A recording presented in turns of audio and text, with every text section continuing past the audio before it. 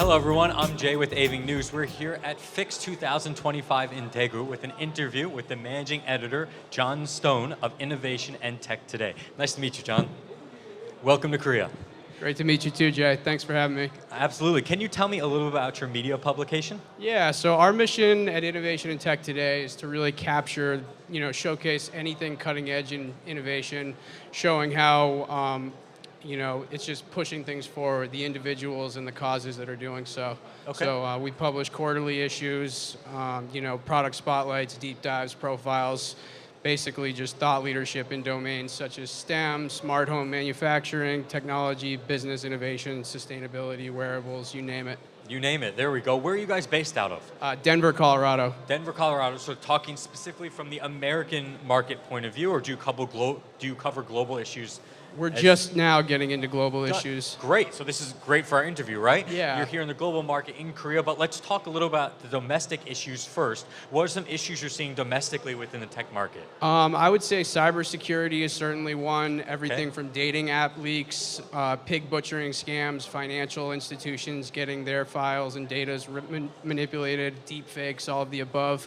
But mostly, as far as AI goes, being leaders in output, we kind of falter a little bit in the regulation side of things. So whereas the European model is to really focus on that regulation, we're more about cranking it out. And I think that there's a lot of ground to cover as far as machine learning versus LLMs, and really, how to solve specific worldly problems.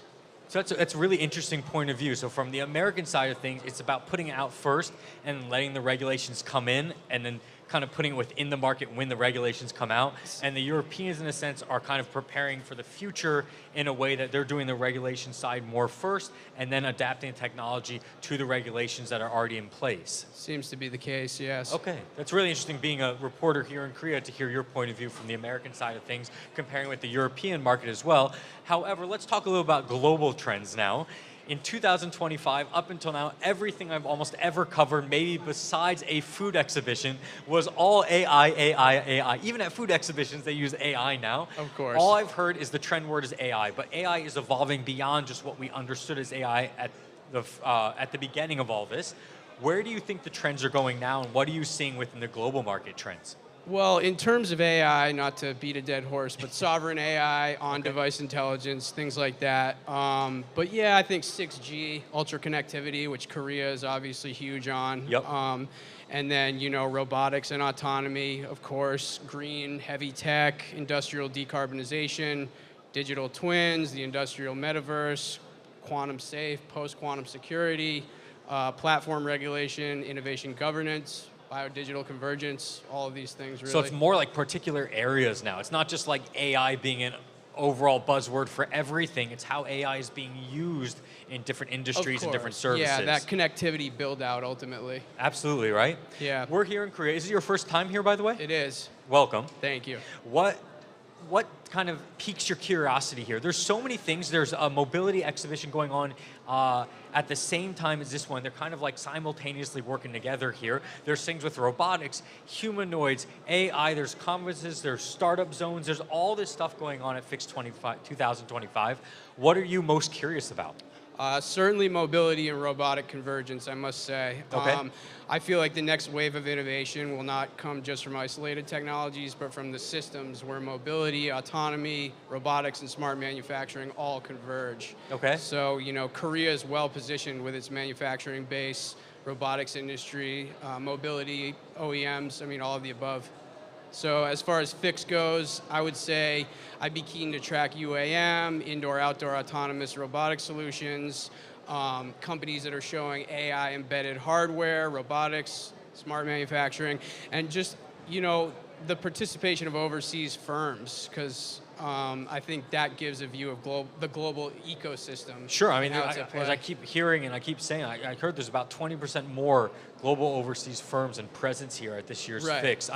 It is an international exhibition at this point where there's so much great technology coming out of here. So of course the international market wants to come see what's going on, and the international market also wants to display for potential of market entry or collaboration and such as well. Perhaps it's that you see the domestic market in America with their push for rapid production, rapid innovation, and the European with regulation, perhaps there's a middle ground that we can find as well here in Asia, you know? Of course, yeah. And I think some of the strengths of these Korean companies, as far as the global market is concerned, would certainly be manufacturing and hardware excellence, speed of deployment, ecosystem integration, certainly a strong global brand recognition, which is so important, and obviously the export capability that comes with that.